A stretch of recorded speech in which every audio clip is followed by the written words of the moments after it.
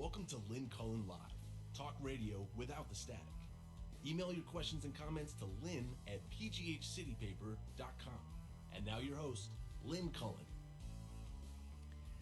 And a good morning to you. It is July 24th, and currently Robert Mueller is testifying before a congressional committee, this much anticipated appearance, and I am going to assume that nobody is listening in real time. So, and if in fact you are, I have only one question for you. What are you doing? Why aren't you listening to the Mueller report? I'm serious. I would be. I have been all up since it started, and we'll go directly back to it. So that is my assumption, and I'll just do the show, and we'll avoid talking about things, all things Mueller, I guess, because we'll tackle that tomorrow. So I'm just going to use this opportunity to deal with some things that I haven't gotten around to, things of concern that are happening, but in these crazed times, we become so overwhelmed with you know who, that it becomes difficult to keep track of all the things that we should be paying attention to and would under normal circumstances. Actually, what I'm about to talk about is a result of Donald Trump's presidency, but it's not the stuff that we, I guess, normally are discussing.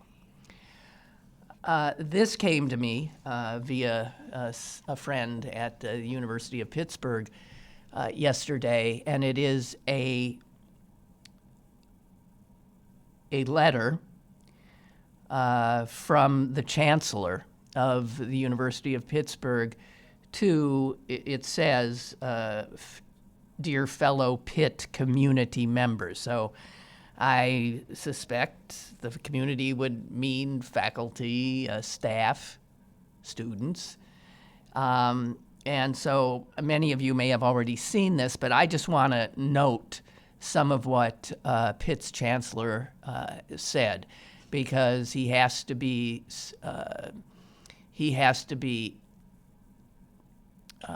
what the hell's the word? He has to be telling us, that's not the word I was looking for, about a concern that is shared by other presidents of universities and chancellors of universities all over this country. And this a direct result of Donald Trump being the president now. And I'm just going to read a little bit, okay? And I won't paraphrase. Pitt's chancellor says, our very mission demands a global perspective. We seek to tackle the world's greatest challenges. We welcome the most talented faculty, students, staff, and visitors from near and far, and we collaborate with the most distinguished scholars, universities, and research institutions around the world. These international collaborations are the oxygen for our vibrant and rich academic environment. Yet this long-standing tradition of global academic engagement is increasingly under attack. National and economic security are based, to a large extent, on access to the latest knowledge and technology. This linkage places research-intensive universities like the University of Pittsburgh at the front lines of these issues. As a result, and for the first time since the end of the Cold War, university-based research and scholarships are facing calls to restrict global engagement. A rising tide of fear is fueling uncertainty confusion, and rapidly changing responses by our federal agencies and the effects of government policies on research universities have been especially striking. Collaborations between scientists across national boundaries have been subject to unprecedented scrutiny. Established practices have been prohibited on technicalities, and researchers, particularly researchers who are immigrants and visitors from China, have been the target of aggressive investigations and public sanctions. At Pitt, our mission demands better, and so does our university community. I mean, I've edited that. I'll give you his penultimate paragraph here. For the international members of our academic community, I will state the obvious. You belong here. We welcomed you to our campus in good faith and in compliance with all applicable laws and regulations. And we want you to have a productive and positive Pitt experience. We will continue to do our part to help you feel at home here, no matter where else you have called home.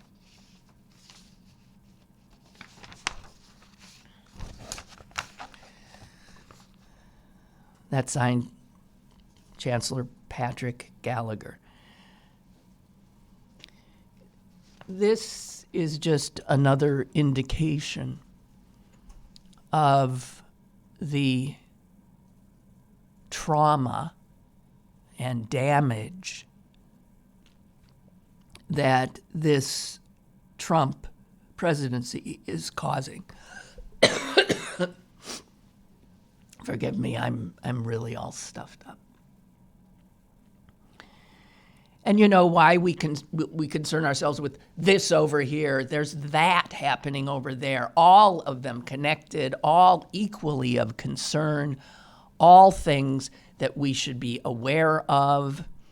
I think the fact that increasingly we are seeing statements such as this now from a major university chancellor and actions such as nuns, old nuns, lying down in the shape of a cross in government buildings protesting the actions of our government.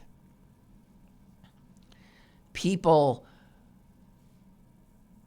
guarding their neighbors who are being targeted by ICE. I want to share with you something that a member of Congress put out on Twitter the other day, and I'm not quite sure what she's talking about, but this is scary. And I've been seeing a lot of reports like this. I mean, Trump and his anti-immigrant, racist administration are working 24/7 to terrorize anyone who was not born here, and in some cases, terrorizing those who were. I'm looking at a picture of a young man who was on his way to a college soccer tryout in Texas. He is 18 years old, I believe, and he's an American citizen. He was born in Dallas. Because he goes back and forth, he carries with him, he goes back and forth to Mexico where he also has family. He carries with him on a regular basis his birth certificate, his state ID, his social security card, his everything he can have which shows I am an American. He was stopped at a Border Patrol traffic checkpoint in South Texas about a month ago. And he showed the agents all of his papers. Give me your papers, please. Something, as I think I've said to you, I thought only Nazis said in World War II movies to frightened people. And now is happening regularly in the United States. Give me your papers, please. And he did. And the agent said, these are forgeries. And they took him in. They shipped him off to an ICE facility. And there, this young American citizen was stuck for 1 week, for 2 weeks, for 3 weeks, and he was finally released, I believe, yesterday. What would take so long? An American citizen.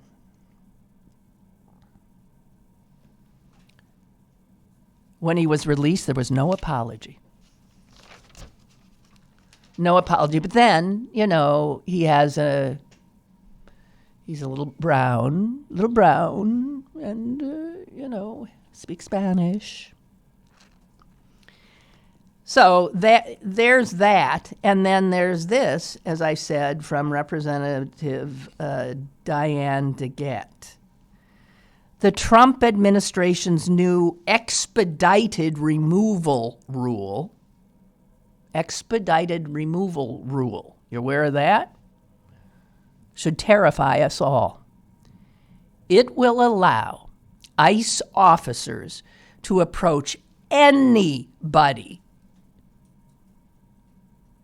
in the United States without probable cause. They will now have the right to go up to any of us and demand we prove we're a citizen. Your papers.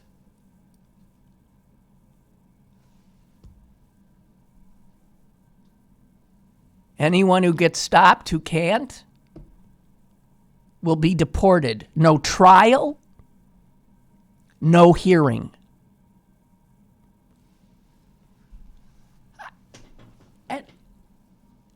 I'm sorry, but this, again, I will say it. I thought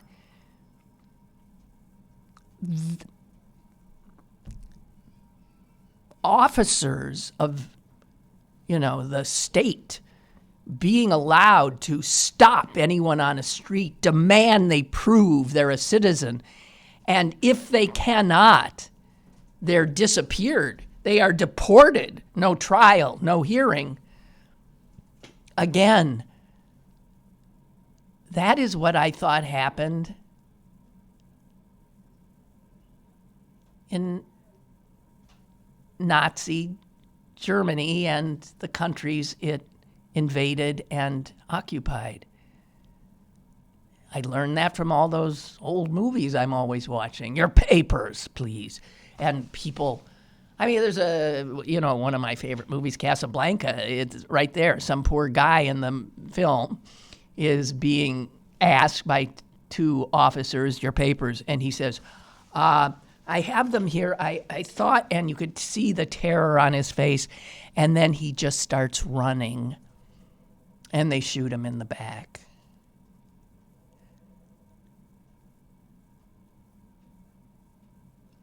I hadn't heard about this expedited removal rule. He apparently did that with an executive order? I don't know. We got to pay attention. We got to pay attention. There is so much awful stuff going on. Frightening stuff, to be clear. And I would argue that if anybody, if you know someone who's not frightened, Wow. They're really not paying attention. I feel so sorry. My son was talking to me about it yesterday, and he said,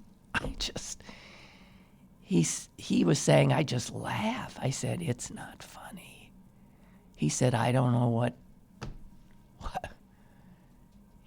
And he's brown-skinned. He was not born here.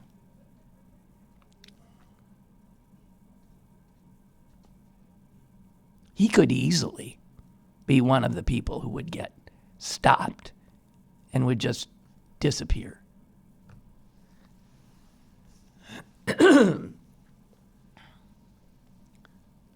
Frightening. Apparently, the Mueller testimony is in a little break. So I do have a few people listening. Thank you very much. I'm proceeding as if no one's there. Chuck writes, I watched the opening statements and the first two sets of questions.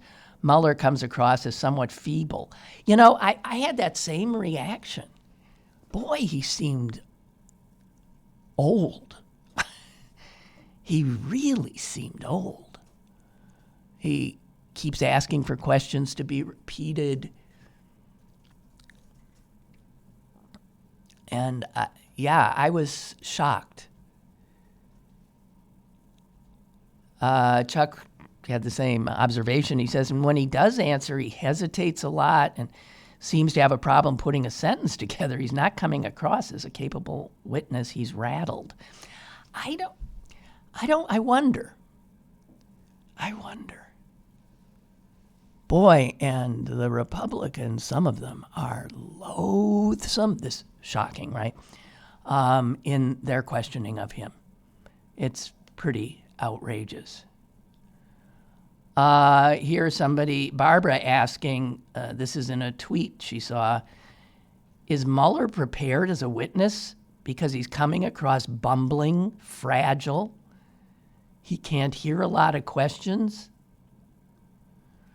Yeah, well, I think, so we're all seeing the same, we're having the same reactions. It could be, Barbara writes, or is it maybe as a cautious, God knows he is, cautious, careful man who has reverence for the rule of law, he is too old to manage this disinformation campaign going on and is continuing by the Republicans in today's hearing.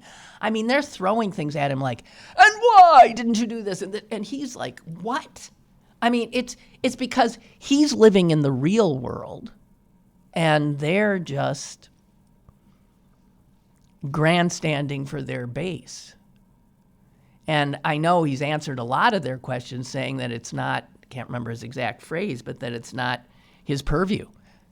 It's not my purview, he's saying. And there's nothing, and there's your report, blah, blah, blah, blah, blah. It's not my Why didn't you send Hillary Clinton to the gas chambers? Not my purview. I think the Democrats are, as far as I saw, doing very well, very disciplined, eliciting, highlighting information, doing, I think, very well. The Republicans are there to, of course, do what they do now, which is obfuscate and throw chaos into the proceedings. Little Tony writes, they just took a break, and the last interview was Jim Jordan. Oh, God. What a slimy little worm, says he really is. He's the one, by the way, let us not forget. He is the one who was the assistant wrestling coach at Ohio State when the doctor to the team was molesting, I believe, over 100 athletes there. It was known. He has lied about knowing about it. This is a despicable human being.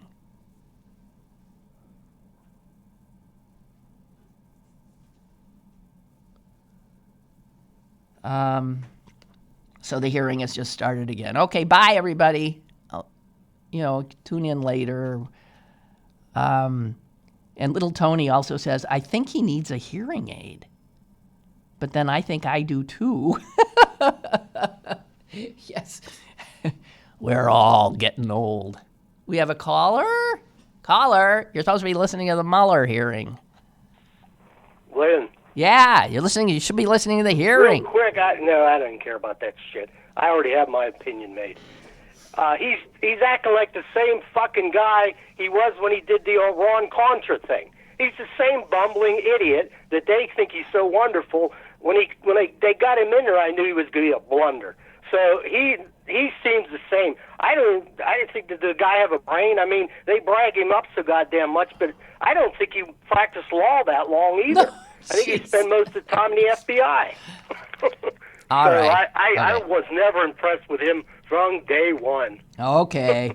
All right. Okay, see you later. See ya. Bye. Oh, boy. Okay. Terry says, I'm listening to you. I could not maintain listening. What does that mean? You couldn't emotionally stand it, or you... I, too, Terry says, reacted to Mueller seeming old and feeble. Well, we're all having that same reaction. So I guess he seems old and feeble. I think he's just worn out by this, says Terry. I miss you on Fridays, but understand your need for escape. So glad we still have your sanity 4 days a week. Enjoy those sunny, no rain days. Oh, God, I am. Isn't it wondrous? I just sat out in my backyard all afternoon yesterday. Wow. Okay, let me... And then Barbara sent me this yesterday, and I hadn't heard about this. I'm talking about, Trump and his fascist ilk really seem to be trying to dismantle... Why am I laughing now? I got my son's tick. Dismantle everything that we value about this country. So here's something else, and this is from NBC News, and it escaped me. So here we go. Hundreds of prominent human rights organizations, senators, and religious leaders are sounding the alarm over the Trump administration's new Commission on Unalienable Rights. Were you aware there was a Commission on Unalienable Rights? And what the F is that? Anyway, a whole bunch of people were talking about the ACLU, the Center for Disability Rights, the Anti-Defamation League, you name every human rights organization in the country. And they have sent letters of dismay to the Secretary of State, who turns out to be the guy who created the commission. So they sent these letters of protest to Secretary of State Mike Pompeo yesterday, and those letters accused the State Department of sidelining women's rights and the LGBTQ community in favor of what they term religious liberty. So I didn't know about this. The Secretary of State, Pompeo, formed the commission earlier this month, and in doing so, he said it would, and these are his words, provide fresh thinking about returning the government's focus to natural law and natural rights. Is that code for gay people not being natural? Or disabled people not being natural? What does that mean? Provide fresh thinking about returning the United States to promoting natural law and natural rights. And what the people who are alarmed about this are saying, guys, understand what this means. That is code for ending or limiting America's advocacy abroad for women, women's health, LGBT, any marginalized groups, because I guess they ain't normal.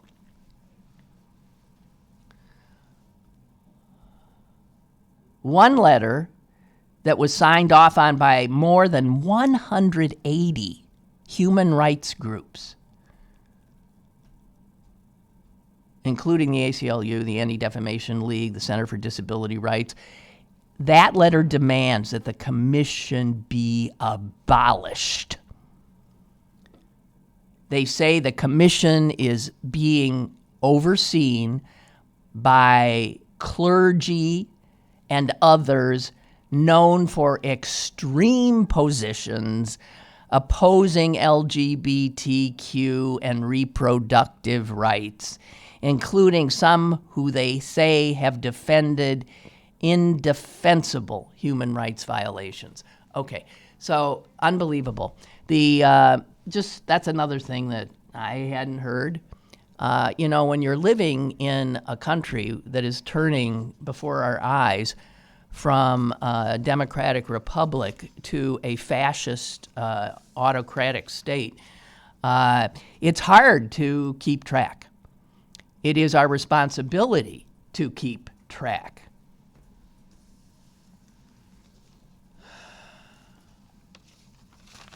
I had another thing here about what the EPA is up to. Absolutely terrifying.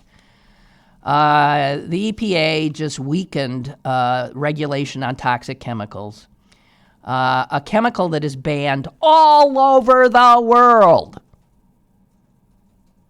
because it is known to really screw up children. Was not banned by our EPA. In April, the EPA disregarded the advice of its own experts, its own scientists, when officials issued a rule that restricted but didn't ban something called, God, these things have such names that I can't pronounce, chlorpyrifos. They also did the same with asbestos. I thought asbestos was banned. I thought asbestos was banned. It isn't anymore. It isn't anymore. A known carcinogen. The one that all other industrialized countries ban outright is sold under the commercial name Lohr's ban. And it has already been banned for household use. But it turns out that farmers are using it for growing over 50 fruit, nut, cereal, and vegetable crops. And that puts this chemical, banned in every other industrialized nation in the world, that means that chemical I can't pronounce is in our food. It's in our vegetables. It's in our fruit. And there is overwhelming scientific evidence that this particular chemical harms children's brains.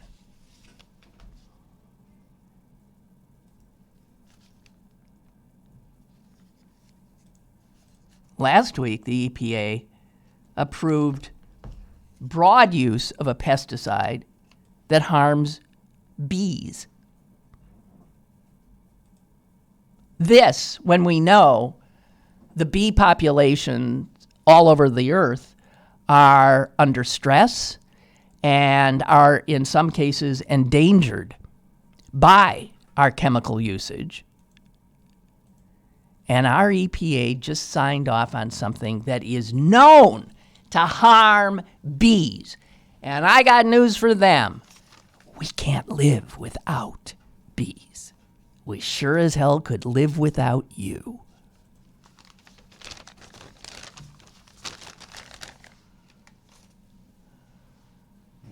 Oh my God.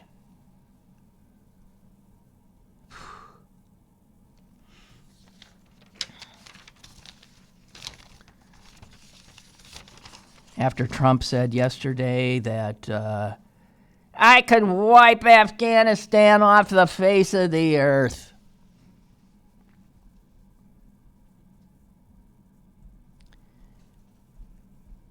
But then showing what a humanitarian he is, he says, but I didn't want to kill 10 million people. Obviously, that ain't going over real well in Afghanistan. I'll let a guy who is described as a street vendor in Kabul have just to sort of sum up the general reaction of people in Afghanistan to Trump's remark. When asked how he felt about it, Khan Ali, a street vendor, said, he is not a sane person. Yeah. We know that. Okay, let's get City Paper's Ryan Dito in here to talk about non-Trump stuff. God. There's so much Trump stuff to talk about. Oh my God! Well, I've just done a half. Just done a half hour of one horror after another. Have you heard of this damn thing? No. The Commission on Unalienable Rights. No, I have not. Oh well, you should hear about this. This is a creation of the State Department. Okay. Mike Pompeo. Yep. Every human rights organization in the country is asking him to abolish this immediately. It is meant to... The commission is meant to provide fresh thinking about returning the government's focus to promoting natural law and natural... What does that mean? Yeah, well, hey, you'll have to ask one of these people living in that other universe. I see. It means, I think, like women are screwed. Conservative disabled people are screwed. LGBTQ people screwed. Yeah. All the civil rights that were fought for decades ago. And what they want to uphold instead is what they call religious liberty. But we have that though. Well, no, because that seems to grant liberty to like Muslims and Jews and atheists even, I know, and Mormons. They need one going back to what things should be for white Christians. I see. Okay, yeah. Straight white Christians. Yeah, not surprised. But I mean, we don't even know about this stuff. Yeah. Could they just like maybe focus on running a non-corrupt, administration for a little bit? That would be nice. Come on. So I got to tell you, Ryan, nobody's listening to us. Because everybody's listening to them. Oh, that's right. The report. Yeah. I got a little flurry of that. I always like to read later. I like to read it later. Sometimes it's a little bit, it's like car crash. Well, I have to tell you, you haven't seen any of it? No, because I was just meeting with another journalist in the area. Talking shop. Talking shop. So I was listening to it, watching it, and they took a break a few minutes ago, and so a bunch of folks who normally listen to my show, I see, quickly came back and told me what's happening. They all had the same reaction that I had when I saw it. We all have had the same reaction. Okay, which is? Mueller seems almost feeble. Huh. It's weird. Okay. He keeps asking can't hear. Yeah. He seems to have trouble sometimes following a question. Okay. He's very halting. He's not coming across in any way as the sort of forceful. Yeah. It's almost as if his report was the actual thing to go on and maybe not his testimony. Because, you know what I'm saying? Like, well, as far as I could... His report was damning. Yes, and opinion. That's what... And I think the Democrats... And that's what he's been saying over and over again. It's like, just read the report. Right, exactly. And the Democrats are, at least what I saw, are doing a really good job at highlighting specific things in the report and asking, and he is, yes, yeah. And he's saying a lot, I refer you to the report, or he'll say that's not in my purview. So he ain't adding much of anything, but it is allowing this recitation of the damning stuff. Yeah. Could you imagine, though, if they started the impeachment proceedings, that could happen every day for the next few months, you know? Nancy, get on it. Nancy, it's a good point. I'm like on so many issues now. I'm like, I don't know if she's right.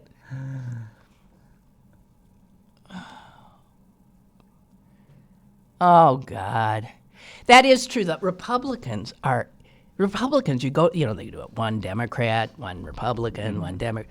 The Republicans are like hammering him on, and why didn't you do? And why isn't this? And I swear, Hillary Clinton, Steele report, Steele dossier. Why isn't that? And he sits there, lets them do their harangue, and does not respond. Which, I mean, I don't. Yeah. I mean, that's kind of indicative of how Republicans have been operating and the media and everything else, right? Is that they yell really loud and then they like come off as they strong or whatever, and they get media coverage over something that it's not about the actual facts of the report. But anyway. So, I mean, here's Fox News is saying in the person of Chris Wallace, this has been a disaster for the Democrats, and I think it's been a disaster for the reputation of Robert Mueller. He has seemed very uncertain. He doesn't know or seem to know things that are in the report. He's been attacked a number of times, and you would think that almost anyone would have defended his own integrity and the integrity of the investigation, and over he just sits silent and allows the attacks. Yeah, that's his MO, though, right? That is, I agree, that is, but... He's not a politician. Like that. The problem is that I think is that the politicians aren't acting like politicians on the Democratic side. Yeah. Jesus. Anyway. Oh dear. That's fun.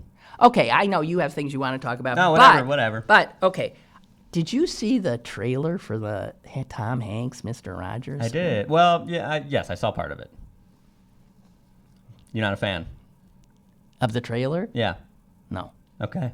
Wow, a lot of people have been saying they're going to cry or whatever like that and everything. If you want to cry, I'm interested in why. If you want to cry about Mr. Rogers, just look at the documentary that was made. I agree, because that was like really recent too, and I heard it was wonderful. Yeah, and I've watched it 3 times, and 3 times I sobbed through the whole thing. And that is not Tom Hanks playing Fred Rogers; it is Fred Rogers. I think that's going to be hard to emulate someone like Mr. Rogers. Yes, who we all know so well. Everybody knows him. So I watched it as a kid, like. Did you? Yeah. See, I did. I mean, it was before my time. Yeah. No, I watched it as a kid, and I remember him walking in the door with that like dulcet tones that he has, and putting on his sneakers and all that stuff. I mean, that was like part of my childhood, and I think it's part of a lot of people. Did you, as a kid, really love the show, or did you love him, or did you feel?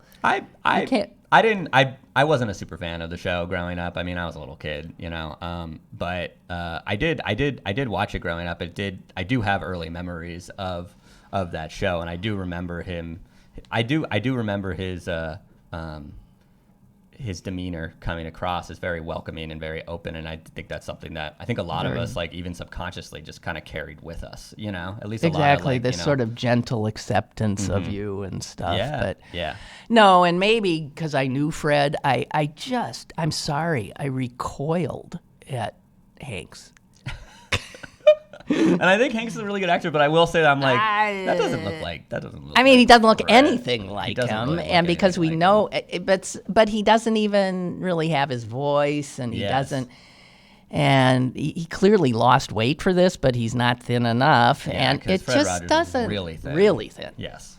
Like He really was a tall man. And tall and thin. I think he was only like 140 pounds or something like that. 143. Yeah, yeah. So yes, yes. It is interesting. I mean, I always find it funny when like there are great documentaries out there, and then people are like, "Oh, let's back up that documentary with a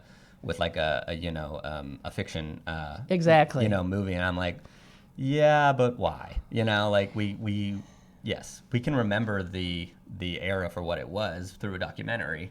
And especially for something that was on TV. So it's like we have plenty of video of. Yeah. It's like, oh my God, but how are we going to visualize that? Well, I agree. Yeah. And the documentary, if you haven't seen it, is I'm going to watch so I think they're playing in the park, one of the last movies at the cinema in the park. And yeah, I'm going to go see it. I think that's when I'm going to go see it because I love going to the movies in the park. And being bitten by mosquitoes while you eat your bug spray on. You just put the bug spray on. It's fine. Okay, so Ryan. Yeah. There was one thing I saw, and I think it was because I follow you on Twitter. Yeah. What's this thing that the Port Authority doesn't control the bus stops? Do you know what I mean? Oh, I didn't see that from you. Maybe not, but I can talk about it. No. But they were saying that Pittsburgh has, apparently, someone did a study, the worst bus stops. What I'm talking about is, where you stand waiting for the bus. Yeah. I guess we've been judged to have like the worst. Yeah. I think a couple of our stops have been like judged by like some like transit, websites as like the worst stops. Okay. And I know a few of them, honestly. Like one on 65 near Bellevue is just awful. I think I know those stops in Bellevue on 60.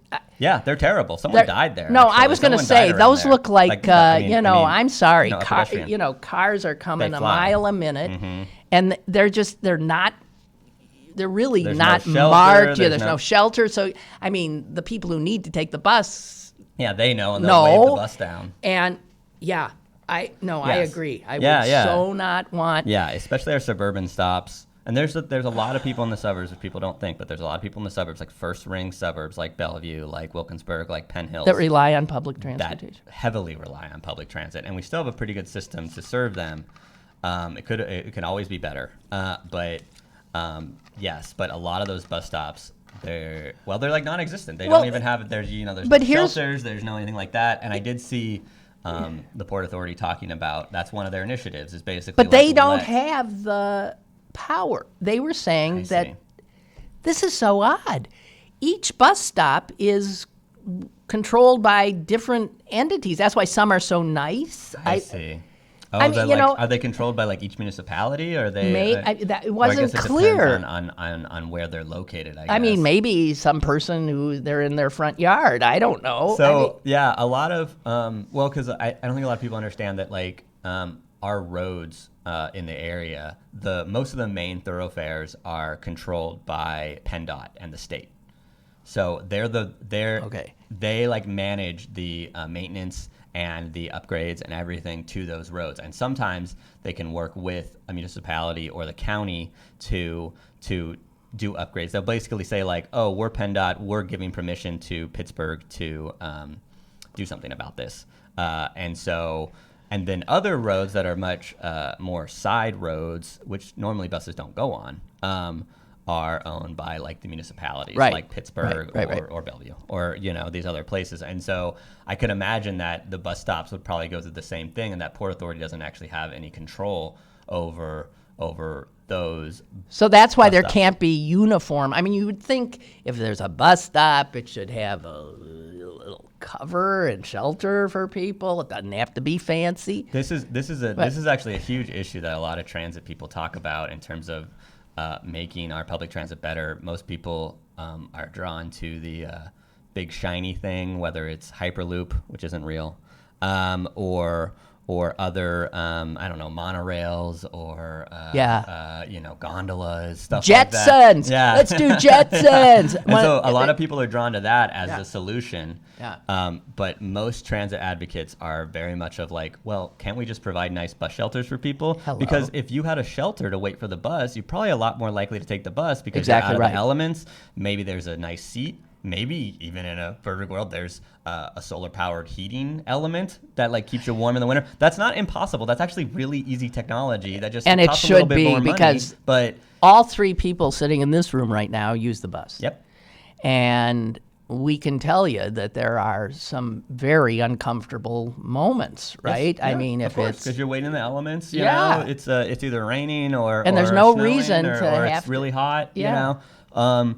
And the thing is that it's not that much money to put a lot of bus shelters in. It's a lot of money to build a hyperloop, right? Again, which isn't real. And so I think it's funny that like people think that like there should be austerity towards, you know, public transit and like that it maybe is a waste to like build a bus stop, but I don't think it is. And so that's like frustrating that the Port Authority doesn't even have authority to do so. And this is where we have to like, coordinate municipalities. I don't know to do where so. I got that. Yeah. So you got I a think I saw piece. PG's story You about got it. a piece about. Are you serious that like Pennsylvania in this 2020 election that it is conceivable that the Democrats could flip the state Senate? Yep, absolutely. 100%. You sure you're not just engaging I'm in not. like? I'm not. No, I'm being serious here. They really only have to flip. I think. I'm not 100% sure on the House, but I think it's like they have to flip 11 districts For the House. For the House, because that would give them a net gain of like 22 to take a super slim majority. Obviously, it'd be better if they flip more than that. For the Senate, they have to flip 4 seats. Well, they have to flip. Yeah. No, they have to flip 3 seats because Pam Iovino, who I wrote about this week, holds on to one of them in the Pittsburgh suburbs. And so No, but she has to run again. she has to run against. She has to hold so she on has to it. hold She the has seat. to hold it. But what you're talking about is what? So she flipped. She flipped it. She flipped it from in Republican to Democrat. Yep. But this is a district that voted. Voted for Trump by 6 points. Voted for the former state senator Guy Reschenthaler. By 20 points, but the Democrats had a really weak candidate. Sorry. They did. And he's now a member of Congress. Yeah, Guy Reschenthaler is so that's why, because he ran for Congress and so he vacated his seat, and that's why they had to hold a special election, which then a Democrat won. And so the Senate Democrats currently have 22 seats on the state Senate. For them to get a majority, they have to get 20. They only have to have 25 because John Fetterman, the lieutenant tiebreaker governor, vote. would have Yes. the tiebreaker. And so there are 3 other seats that are Flippable? very flippable. Why- Extremely flippable. There's one in Erie that for a long time did belong to Democrats, and only because of this like Trump Republican wave had it flipped. And it's and remember, in the 2018 election, Erie went hard back to blue. You know, like it. But in 2020, when we got to do this flipping stuff, Trump's on the ballot again. Trump's on the ballot. Agreed. And it is really hard, but in Western Pennsylvania especially, ticket splitting is huge. It is so much bigger than a lot of people think it is. That's honestly why Pam won her seat, and these other. Well, I mean, because she had a special election. But there are a lot of people who will split tickets, and if you have a really strong candidate for state senator in Erie, of which they're trying to recruit, I think Ryan Bizzarro, who's a state rep up there, is pretty popular. Might be a candidate for that seat. Ron DiNicola, who ran for Congress and lost to Mike Kelly, but actually made a lot of inroads, especially in Erie. He's from Erie. Really made a strong showing. And then there's a seat in southeastern Pennsylvania, which is going crazy blue. Okay. And then there's a seat outside of Harrisburg, which is also starting to shift too. So okay, so it's possible. It's conceivable, but if they get the right candidates and they really focus, Democrats are really good at not getting the right candidates. That's true. Especially in this it's true. state. But I will say that they're I've never amazing. seen the focus in my 4 years reporting here as much as on state legislators from the Democratic point of view as I've ever seen. They seem to be really focused. If we haven't figured out that we're doomed if we don't take control of the state legislature. Yes. Just doomed. Well, it's just the gerrymandering. Well, we're lucky in Pennsylvania because we got the state Supreme Court, which was huge, by the way. 2015. Whoever all voted in 2015, me, Lynn here. Good job, everyone. Did we do a good job or what? That was huge. That was massive. I don't think people realize how big that was. Oh, my to flip God. The state Supreme Court. Oh. And Republicans would be like, oh, see, that's proof of partisanship, blah, blah. It's like, yeah, all the courts are partisan. Let's just, call it as it is. But, and so, yes, in terms of if Democrats in the state of Pennsylvania want to see their values reflected in the state, yes, and that includes stuff like non-discrimination protections for LGBTQ people, that includes more benefits for lower income Pennsylvanians, that includes better environmental protections, that includes so many things. The reasons we can't get those done right now is because the Republicans control the state legislature. That's if correct. they flip that, Governor Wolf's still in office. He'll still be there. Right. If they flip those things, you'll have at least 2 years of a trifecta, a Democratic trifecta. I can't remember the last time they even had that. No, I can't either. And so I don't even know what would happen. It would be really interesting. It's really hard to predict exactly how it would play out in terms of what legislation would be passed, but man, it would be game changing for the state. And these are things that the federal government has nothing to do with, that Trump, that Congress have nothing to do with, that if they were able to do it. And so that's, and people I don't play that out. Get that it is the governmental entity that is closest to you that has the most power Yes. over your life. Yes. So we're talking now about the state legislature being so important, but the city council, the county council, who's the district attorney where you live. Well, yeah, that's huge. District School attorney is huge. board. We should talk about that in the future. But in terms of what's really interesting about Pittsburgh is that you're right, local is always the most important. Right. But I think I would put the state legislator as very, very close to that importance because they usurp. They control local. so much of Allegheny County laws because of our state constitution. I've never lived in a place like this Yes, where Okay, go ahead. I'm sorry. You're getting me. You're pushing my buttons. Because of Allegheny County, because of our Pennsylvania Constitution, Allegheny County does not have a lot of local authority over things, and so the state government has local authority. So that means people like Mike Turzai, Daryl Metcalf, and all other those horrible human beings. Yeah, the Just Republicans be quite there, clear. They actually have control over a lot of our local laws, and so flipping the state legislator, which includes maintaining Pam Iovino's seat, who I wrote about profile of in the city paper this week, and also trying to flip maybe 2 or 3 state legislative seats here in Allegheny County suburbs, Moon, Fox Chapel, maybe Mike Turzai's seat, up in the North Hills, those seats. If those seats flip, and probably a lot more seats in southeastern Pennsylvania are going to flip, then you really have a chance at a trifecta, and which would just give.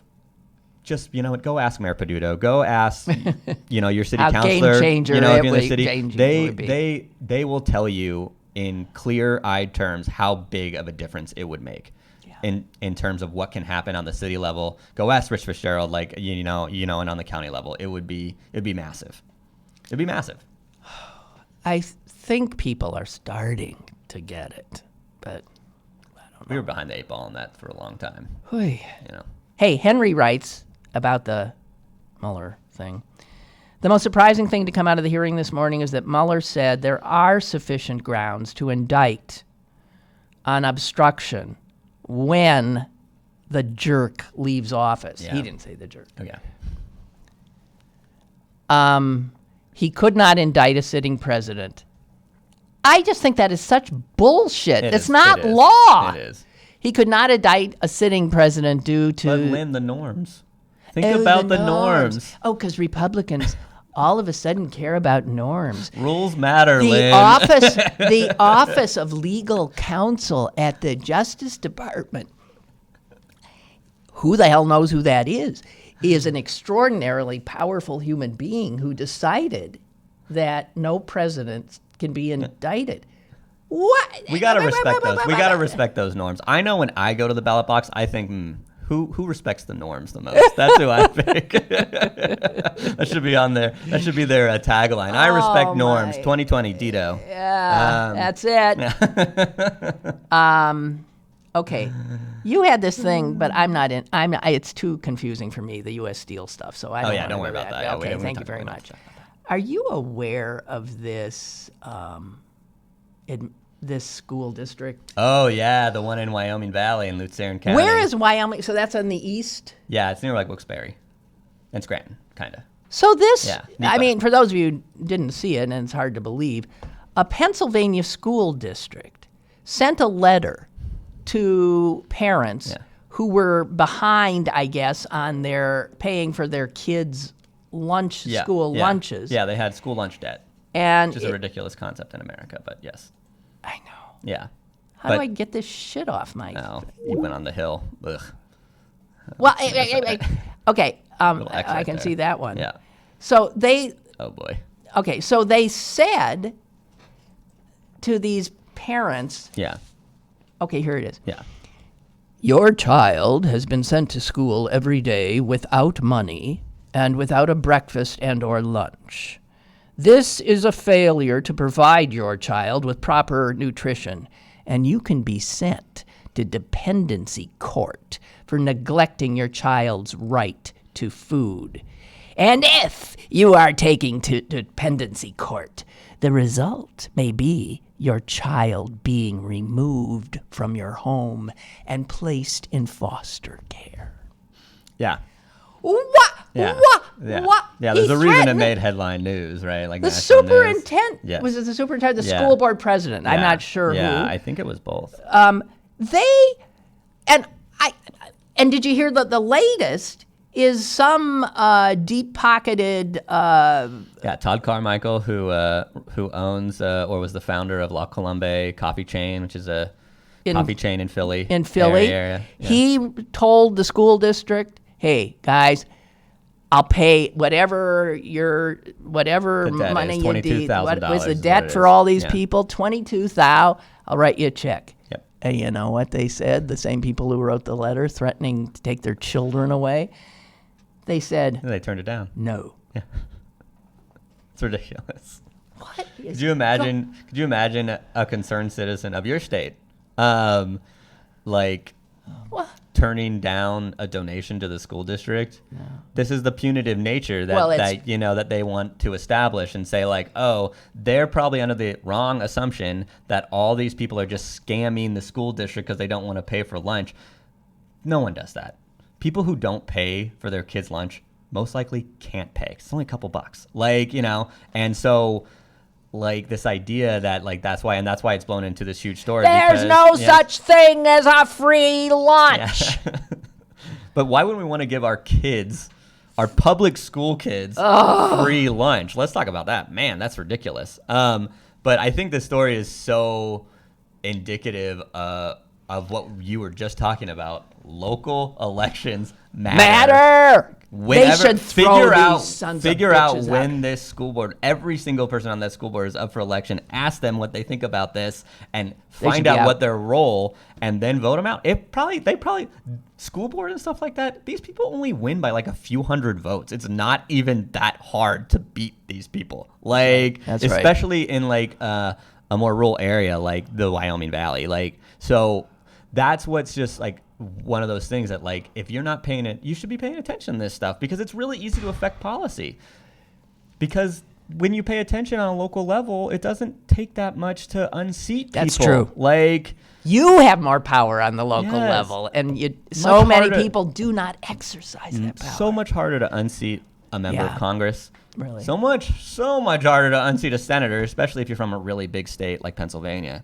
And then, of course, when you get down to like national politics and the president, I mean, it's almost, that's where it becomes really hard. But you can have so much power if you go to a couple board school board meetings and see what kind of organizing you can do around an issue. Like, it's crazy. If you show up with 10 people, they'll probably be like, oh, I've never seen this many people here That's in my right. life. Okay, they're watching us. Yes, Uh-oh. I guess we have to be held accountable. Exactly. Yeah. Ryan, we're out of time. man. Thank you. Yeah, absolutely. And I gotta. We'll talk about the Mueller report tomorrow. Good. Wrap it up.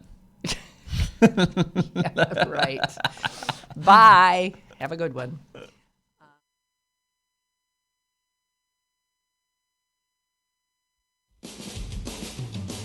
Lynn Cullen Live, Monday through Friday from 10 a.m. to 11 a.m. and archived at pghcitypaper.com.